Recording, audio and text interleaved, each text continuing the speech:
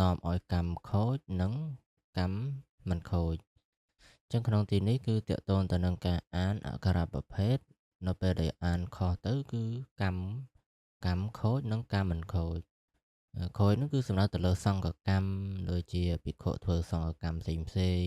ឧបសម្បទាកម្មកឋិនកម្មហើយនឹងឧបសម្បទាកម្មជាដើមព្រោះកម្មទាំងអស់នោះតកតងទៅនឹងការអានភាសាបាលីបើយើងអានត្រូវមិនខូចកន្លែងខ្លះក៏អានខុសទៅក៏ខូចអានខុសទៅក៏មិនខូចទៅអញ្ចឹងយើងមើលសេចក្តីដូចតទៅនេះគឺដកស្រង់ចេញពីគម្ពីរអដ្ឋកថាតែម្ដង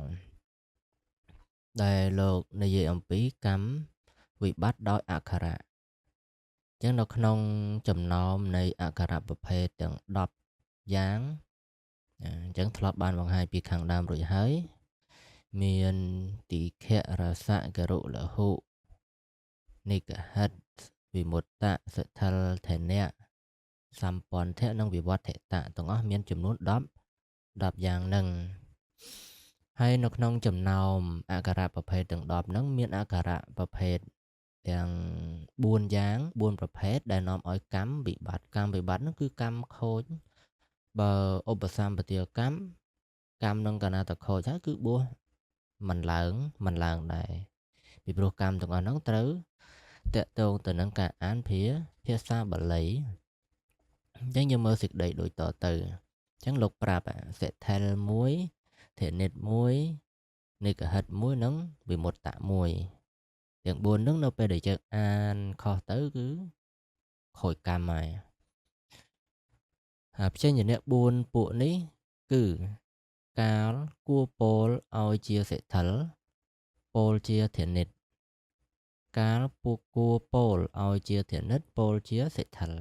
ចាំមានន័យថាអក្សរទៅនឹងគឺជាអក្សរធនិតអក្សរសិទ្ធិលប៉ុន្តែលោកទៅជាពោលធនិតវិញហើយអក្សរកន្លែងហ្នឹងគឺជាធនិតប៉ុន្តែលោកពោលទៅជាសិទ្ធិលវិញហ្នឹងពីរហ្នឹងព្រោះអក្សរពីរហ្នឹងគឺជាគូនឹងគ្នាកាលគួរពោលឲ្យជាវិមុតពោលជានិកហិតវិញការគួរពោលឲ្យជានិកហិតពោលជាវិមុតវិញរមែងធ្វើកម្មឲ្យខូចខាងក្នុងកម្មវេចាដោយប្រការដូច្នេះមែនពិតភិក្ខុអ្នកពោលភិក្ខុអ្នកសូត្រយ៉ាងនោះពោលអក្ខរៈដតីក្នុងកាលអក្ខរៈដែលខ្លួនគួរពោលលោកពោលឲ្យផ្្លាត់អញ្ចឹងមានន័យថាកន្លែងនេះលោកពោលទៅវាផ្្លាត់ណាផ្្លាត់ខុសសំបីតាមមួយតួក៏ដោយក៏ការបួសហ្នឹងគឺមិនឡើងដែរអញ្ចឹងយើងមើលសេចក្តីបញ្យលអំពីសិទ្ធិលនិងធនិតដូចតទៅសិទ្ធិលយើងដឹងហើយមាន10តួហើយធនិតក៏មាន10តួដែរអក្សរធនិតកើតឡើងចេញអំពីសិទ្ធិលទាំង10តួបូកផ្សំជាមួយនឹងផ្សេងជាអ្នកហបង្កើតបានទៅជាធនិតហើយការដែលធ្វើកម្មហ្នឹងក៏បួសជាសាមណេរក៏ដូចគ្នាចឹងដែរពីព្រោះបួសជាសាមណេរក៏មានអង្គមួយជាសំខាន់ដែរគឺការឲ្យត្រៃសរណគមហើយពោលជាភាសាបាលីមិនអាចពោលជាភាសាខ្មែរបានទេអញ្ចឹងពោលជាភាសាបាលីក៏ពោលឲ្យត្រឹមត្រូវហើយនៅក្នុងត្រៃសរណគមហ្នឹងក៏មានផ្សេងជាអ្នកខ្លះជាសិទ្ធិលផ្សេងជាអ្នកខ្លះក៏ជាធនិតដែរចឹងយើងមើលការពោលយ៉ាងណាឲ្យបានត្រឹមត្រូវដូចជាពុទ្ធាំងសរណង្គាឆាមិធម្មំសរណង្គាឆាមិសង្ឃំសរណង្គាឆាមិអញ្ចឹងពោលអញ្ចឹងគឺត្រឹមត្រូវហើយអញ្ចឹងយើងមើលពាក្យនេះពាក្យថាពុទ្ធាំងនេះយើងអានថាពុទ្ធាំងនេះបើយើងកត់ត្រាជាសំនៀងនៃភាសាខ្មែរព្រោះយើងដឹងហើយថាភាសាបាលីអត់មានតួអក្សរទេអត់មានតួអក្សរទេពេលដែលវាជ្រកកោននៅក្នុងប្រទេសណាត្រូវប្រើប្រាស់តួអក្សរនៃប្រទេសនោះសម្រាប់យកមកកត់ត្រាសូរសំឡេងនៃភាសាបាលីហ្នឹងថាពាក្យហ្នឹងបើយើងកត់ត្រានៅក្នុងភាសាខ្មែរតើវាមានសូរសំឡេងបែបណាតើប្រើប្រាស់តួអក្សរខ្មែរណាយកមកកត់ត្រាសូរឲ្យវាត្រូវ សំឡេងគ្នាធៀបទៅនឹងសំឡេងនឹងឲ្យវាត្រូវគ្នាប៉ុន្តែនៅតែជាភាសាបាលីដដែលបើវានៅក្នុងថៃប្រើប្រាស់តួអក្សរថៃអញ្ចឹងទៅហើយប្រើតែជាភាសាបាលីបើនៅនៅឥណ្ឌាឬក៏នៅឡាវប្រើប្រាស់អក្សរឡាវអញ្ចឹងទៅគាត់ត្រាសូប៉ុន្តែជាភាសាបាលីនៅតែជាភាសាបាលីដដែលអញ្ចឹងយើងអានយ៉ាងម៉េចឲ្យត្រឹមត្រូវនេះប្រើប្រាស់តួអក្សរខ្មែរយើងអានថាពុទ្ធធាំងណាយើងអានថាពុទ្ធធាំងយើងត្រូវអានអញ្ចឹងតែម្ដងពុទ្ធធាំងអត់មានអានផ្សេងខុសពីនឹងបានទេប៉ុន្តែអ្នកខ្លះយល់ថាអក្សរធម៌ព្រោះអក្សរធម៌ជាធានិតមែនអត់ហើយវាមានអក្សរហនៅផ្សំជាមួយអ្នកខ្លះអានថាពុទ្ធធាំងឬក៏ពុទ្ធធាំងវិញណាឃើញរបៀបនៃការអានខ្មែរយើងទៅជាបែបហ្នឹងទៅវិញប៉ុន្តែឃើញ style បែបហ្នឹងតែនៅពេលក្នុងឲ្យសិលទេឲ្យត្រៃស្រណគមអញ្ចឹងទៅប៉ុន្តែនៅពេលដែលសូត្រធម៌ធម្មតាលោកអានធម្មតាដែរឃើញលោកអានម្ដងចេះម្ដងចុះប៉ុន្តែត្រូវចំណាំថាអានដែលត្រឹមត្រូវគឺតែមួយទេអត់មានអានមកគឺច្រើននោះទេមួយបែបទៅត្រឹមត្រូវកាលណាតែអានច្រើនបែបហ្នឹងគឺមិនត្រឹមត្រូវទេអានបែបនេះគឺអត់ត្រឹមត្រូវទេអញ្ចឹងសូមបដិសេធយ៉ាងដាច់ខាតតែម្ដងណាមួយខ្លួនខ្ញុំកណាផ្ទាល់បើបួសឆ្នាំនេះគឺ16ភាសាហើយគឺមិនដែលអានថាពុទ្ធធាំងអីធាំតែហំមាំងគឺអត់ដែលទេអានពុទ្ធធាំងធម្មតាសង្ឃាំងធម្មតាហើយចឹងមិនក៏អានចឹងខ្ញុំកណាក៏អ្នករៀនបាលីក៏ធ្លាប់បង្រៀនភាសាបាលីរៀនភាសាបាលីដូចតែគ្នាមិនក៏អានអញ្ចឹងណាមកពីអានអញ្ចឹងបានត្រឹមត្រូវចុះអង្គដែលយល់ថាពុទ្ធធាំងបានត្រឹមត្រូវហ្នឹងមកពីលោកខ្សោយនៅក្នុងការសិក្សាស្វែងយកអញ្ចឹងទៅតែនៅពេលដែលសូត្រធម៌លោកអានធម្មតាវិញចុះរវល់តែអានពុទ្ធធាំងសារណង្គាចាហាមីងាប់បាត់ហើយរវល់តែសូត្រធម៌មិនតាន់គេអានអត់តាន់គេទេប៉ុន្តែអញ្ចឹងមានអំណាងបញ្ជាក់ថានេះដោយថាអក្សរធัวយើងយកអក្សរអីមកកត់សូយកអក្សរធាំងអក្សរថអក្សរធัวរបស់ខ្មែរយើងយកមកកត់សូរបស់វាពុទ្ធធាំងគេមិនដែលយកសញ្ញាពណ៌ខៀវនេះទេយកមកពុទ្ធធាំងចឹងទេអត់ដែលមានតទេសោះចឹងដល់ពេលដែលគេអត់ចេះអានពាក្យនេះពុទ្ធធាំងអាហ្នឹងជាភាសាបាលីមិនមែនជាភាសាខ្មែរខ្មែរយើងអត់ចេះអានទេអញ្ចឹងគេត្រូវប្រើប្រាស់តួអក្សរខ្មែរយកមកកត់ត្រាសូរសំឡេងនឹងតែគេកត់យ៉ាងណាទៅត្រឹមត្រូវអញ្ចឹងគេប្រាប់ពុទ្ធធាំងដែរអញ្ចឹងទៅដូចអក្សរខ្មែរអញ្ចឹងមើលនៅក្នុងវចនានុក្រមខ្មែរលោកខ្លៃយើងអត់ចេះអានពាក្យហ្នឹងអត់ត្រូវក៏លោកកត់ត្រាសូរយកអក្សរមកដាក់មកអញ្ចឹងខ្មែរយើងគឺយកអក្សរនេះមកដាក់នឹងឯងអត់មានត្រូវយកតួដាក់ជើងហឬក៏តៈហាំងចេះបានគាត់បានត្រូវនេះគឺអត់ដែលមានតទេសោះហ្មងអញ្ចឹងហើយបានថាយើងអានបើយើងអានថាពុទ្ធធាំងហ្នឹងគឺខ្មែរយើងមិនដែលមានប្រើតទេសោះក្រែងថាភាសាខ្មែរភាសាបាលីហ្នឹងវាមកជ្រកកោននៅក្នុងខ្មែរអានរត់តាមសំឡេងខ្មែរតែដល់ពេលបើយើងអានថាធាំងឬក៏តៈហាំងចេះហើយតើខ្មែរណាដែលប្រើប្រាស់អញ្ចឹងអត់ដែលមានតទេសោះអញ្ចឹងយើងសន្មតថាការអានបែបលោកហ្នឹងគឺខុសទាំងស្រុងតែម្ដងហើយបើបួសគឺបួសមិនឡើងតែម្ដងណាបួសសាមណេរក៏មិនឡើងបួសសាមណេរក៏មិនឡើងដែរនេះក៏អញ្ចឹងដែរគេឆាមិយើងអានថាគេឆាមិធម្មតាអង្គខ្លះអានថាគេចាហាឬក៏គេចាហាអញ្ចឹងទៅអញ្ចឹងវិញក៏មិនគឺអត់ត្រឹមត្រូវទេធម្មមាំងណាមិនអានតហំឬក៏តៈហាំមាំងនេះគឺអត់ត្រឹមត្រូវទេការប្រើប្រាស់តួអក្សរបែបនេះគឺខ្មែរយើងមិនដែលមានតទេសោះចឹងហើយទើបយើងថាការអានបាលីតាមសូរសំនៀងនេះគឺអត់ត្រឹមត្រូវទេសង្ឃាំងអក្សរខួរតែម្ដងអក្សរខៈនៅក្នុងបាលីប្រើប្រាស់អក្សរខួរនៅក្នុងខ្មែរយកមកកត់សូរមិនមែនអានសង្ឃាំងឬក៏សង្ឃហាំងហ្នឹងគឺអត់ទេពាក្យសិក្ខាអញ្ចឹងឥឡូវយើងអត់ចេះអានពាក្យហ្នឹងទេតែយកអក្សរខ្មែរណាយកមកកត់សូរនេះយកសដាក់ស្រែនឹងកហើយខដាក់ស្រអា ហើយខ្មែរយើងមានអានតែសិកកាហាណាអត់ទេអានេះវាអានបែបនេះគឺអត់ត្រូវទេសិកកាហាឬក៏សិកខាហ្នឹងគឺអត់ទេអានតែសិកខាអញ្ចឹងខ្មែរយើងដល់ពេលយើងមើលឃើញទៅអានតែសិកខាអូពេលនេះយើងអានតែសិកខាអញ្ចឹងត្រូវក្នុងភាសាបាលីបានអញ្ចឹងខ្ញុំកណានឹងបង្ហាញអំណះអំណាងនៃការអានអក្សរធានិតនេះអំណះអំណាងនៅក្នុងគម្ពីរកិច្ចាយានុបដ្ឋម្មភកៈដែលសរសេរដោយសម្ដេចសង្ឃរាជជួនណាត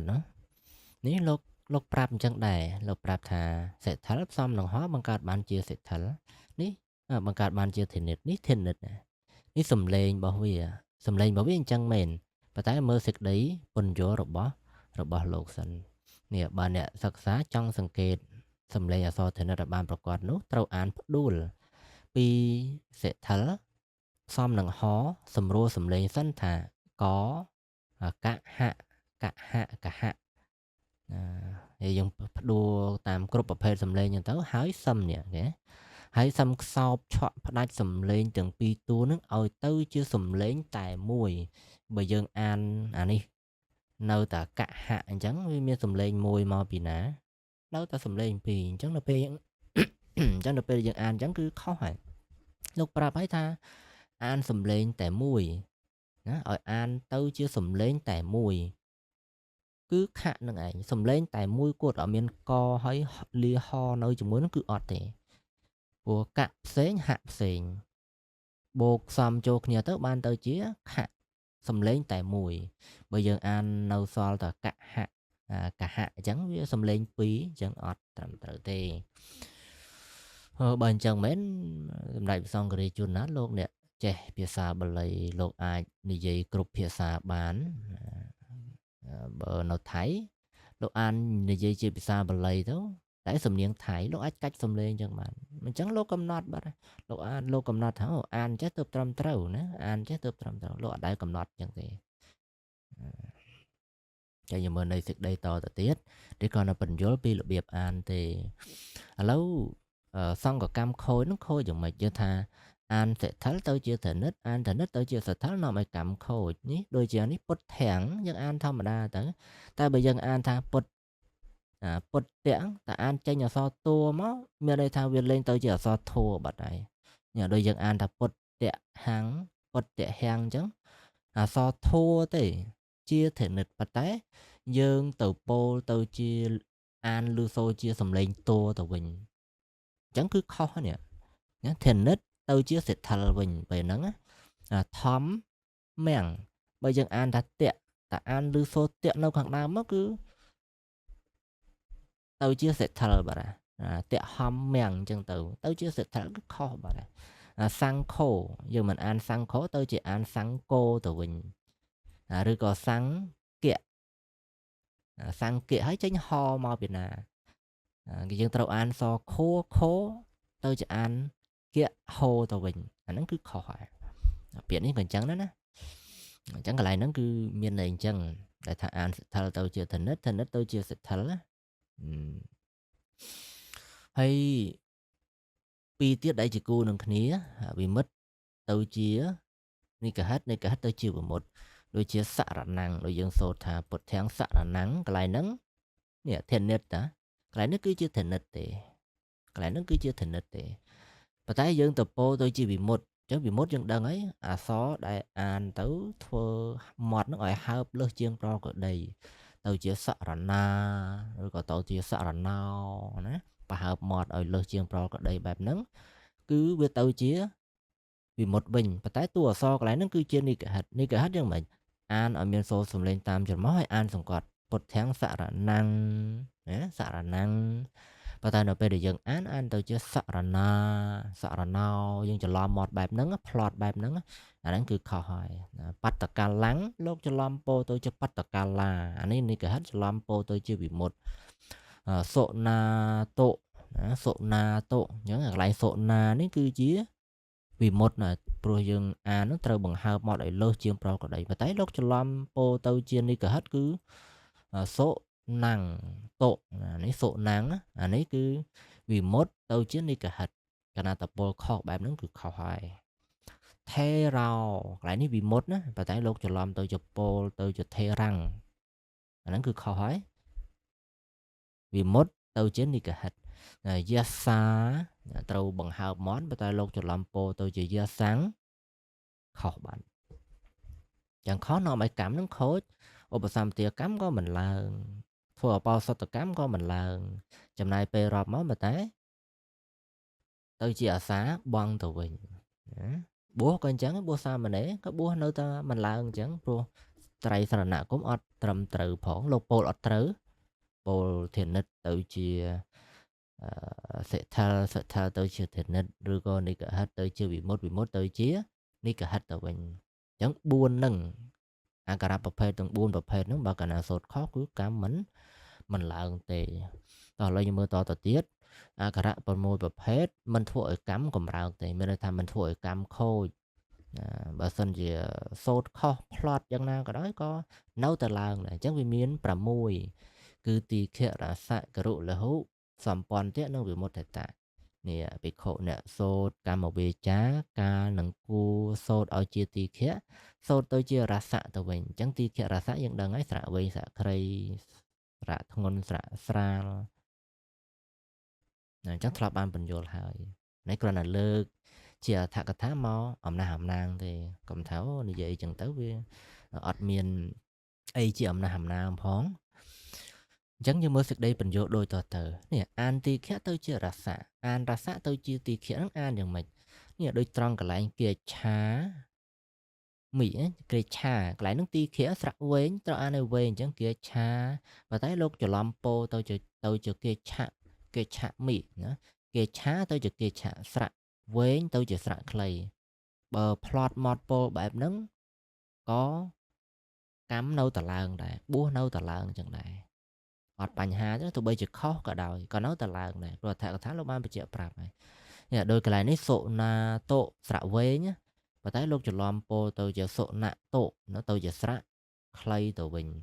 là ton là hay sạ vế và tới lúc cho làm po tôi cho ton là hẹ sạ clay chẳng có nâu tà làng ọt bánh hà thế sạ rạ năng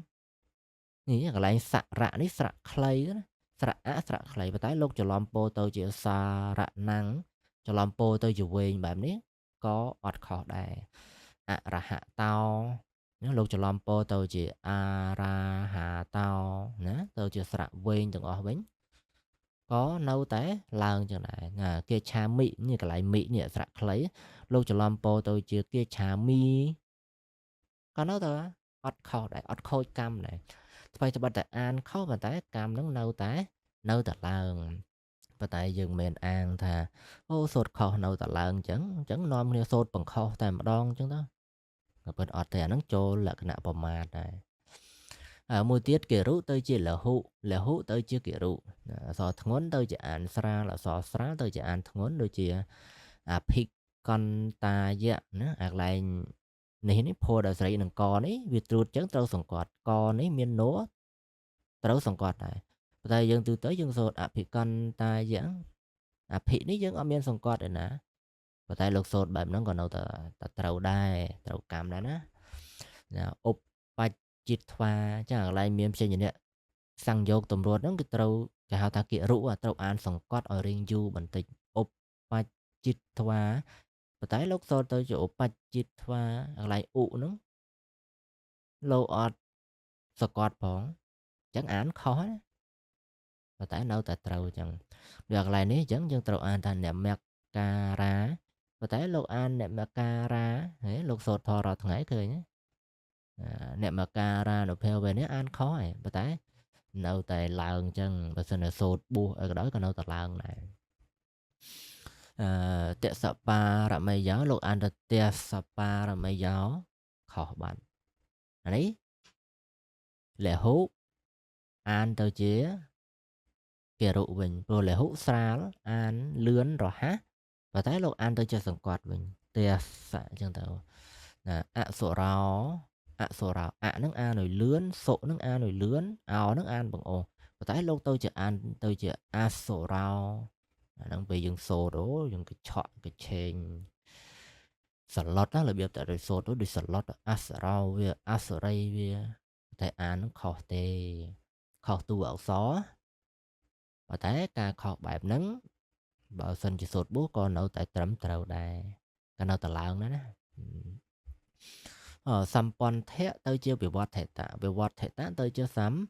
ព័ន្ធៈនេះដូចជាទុតិយំបៈអានេះគេភ្ជាប់បត់ចេះគេហៅថាសម្ព័ន្ធណាដល់ពេលវិវត្តតៈគេកាត់បត់ចេញពាក្យគេទុតិយំបៈយើងត្រូវសូត្រទុតិយំបៈអញ្ចឹងហ្មងប៉ុន្តែលោកច្រឡំមកទៅជាសូត្រកាត់បត់ទៅជាទុតិយំបៈអញ្ចឹងកាត់បត់បែបហ្នឹងក៏នៅតែត្រឹមត្រូវដែរសូត្រច្រឡំបែបហ្នឹងក៏នៅតែត្រឹមត្រូវដែរក៏នៅតែបួសឡើងដែរអ្នកមាមិហੰអ្នកមាមិអហੰលោកច្រឡំសូត្រអញ្ចឹងច្រឡំសូត្របែបកាត់បត់អញ្ចឹងអាភ្ជាប់បត់នេះគេហៅថាសម្ព័ន្ធអាញែកបត់នេះគេហៅថាវិវត្តតៈអជុបោសថោលោកច្រឡំសូត្រទៅអជាឧបោសថោអញ្ចឹងក៏នៅតែបួសឡើងដែរបរិសុទ្ធងអាយស្មន្តោអានេះគេហៅថាវិវត្តតៈព្រោះបានញែកចេញដល់ពេលទៅជាសម្ព័ន្ធទៅជាបរិសុទ្ធិមាយស្មន្តោអាចភ្ជាប់បត់គ្នាបានបាតិមកខាងឧទ្ទេសសាមិទៅជាបាតិមកខមុតទិសាមិណាភ្ជាប់បត់អញ្ចឹងសិក្ខបច្ចខាយៈទៅជាសិក្ខមបច្ចសិក្ខមបច្ចខាយៈអានេះគឺវិវត្តតៈទៅជាសម្ព័ន្ធគេសេរីសោះឯងសេឯងសូត្រទៅជាភ្ជាប់បត់ចូលគ្នាអញ្ចឹងក៏នៅតែបួសឡើងដែរឬក៏ធ្វើសង្ឃកម្មក៏នៅតែឡើងដែរប៉ុន្តែយើងកុំធ្វើបែបហ្នឹងអីណាបើពុទ្ធដីកាព្រះសម្ដែងមកជាលក្ខណៈភ្ជាប់បត់យើងភ្ជាប់បត់ដែរទៅបើបែបញែកបត់ក៏ញែកបត់បែបដែរទៅប៉ុន្តែនៅក្នុងអត្ថកថាលោកក៏នឹងបញ្យល់ថាក្នុងលក្ខណៈដែលថាលោកសូត្រទៅផ្លត់ណាលោកសូត្រទៅផ្លត់ខុសពីព្រោះជាទូទៅយើងគិតថាម៉េចគិតថាឲ្យតែលោកសូត្រខុសបាលីសូម្បីតែមួយតួក៏ដោយក៏បួសមិនឡើងដែរប៉ុន្តែនៅក្នុងអត្ថកថាលោកបានបញ្យល់5ថាវាមានព្រំដែនវាដែរកន្លែងណាសូត្រខុសវានាំឲ្យកម្មខូចអក្ខរៈប្រភេទណាដែលនាំឲ្យកម្មមិនខូចអញ្ចឹងភិក្ខុដែលអ្នកឆ្លះប្រតិពលនៅក្នុងការសូត្រភាសាបាលីហ្នឹងគឺសំខាន់ត្រូវចេះអាកន្លែងហ្នឹងឲ្យមែនទែនពីព្រោះបើមិនចេះអាកន្លែងហ្នឹងទេជួនកាលទៅច្រឡំសូត្រខុសផ្លត់មួយម៉ាត់ទៅជាសូត្រសាកដើមទៅវិញទៅជាសូត្រពីដើមឡើងមកវិញដែរគេនាំឲ្យវាលំបាកដល់ពេលយើងធ្វើអញ្ចឹងបញ្ជាក់ប្រាប់ថាយើងអត់មានចេះអីទេអត់មានយល់ពីអត្ថកថាលោកបញ្យល់អីសោះឲ្យតែខុសសូត្រសាកដើមឲ្យតែខុសសូត្រខុសសូត្រសាកដើមប៉ុន្តែយើងការខុសផ្លត់យើងមើលដែរប្រភេទនេះអក្ខរៈណាតែបើថាប្រភេទ4តួនេះអាហ្នឹងយើងសូត្រសាកដើមទៅពីព្រោះយើងសូត្រខុសហើយបើយើងសូត្រនៅតែសូត្រទៅដែរកម្មវាខូចនាំឲ្យខូចអញ្ចឹងមិនសូត្រដាក់សាកដើមមកហើយមកប៉ុន្តែ6ប្រភេទនោះគឺកម្មនៅតែឡើងអញ្ចឹងអត់ជាបញ្ហាអ្វីទេ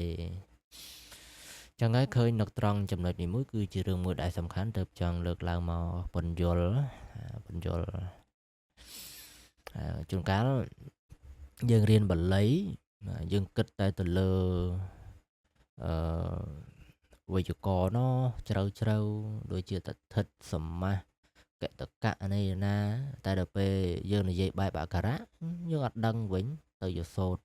តបញ្ញតពះមិនដឹងណានៃទៅវិញនេះសូម្បីតែនៅក្នុងចំណោមអ្នករៀនបាលីខ្លះក៏បែបហ្នឹងដែរអញ្ចឹងហើយបានជាពេលខ្លះចេះតែឆ្លោះគ្នាទៅពាក្យនេះត្រូវអានថាម៉េចពាក្យនោះត្រូវអានថាម៉េចមកពីមិនយល់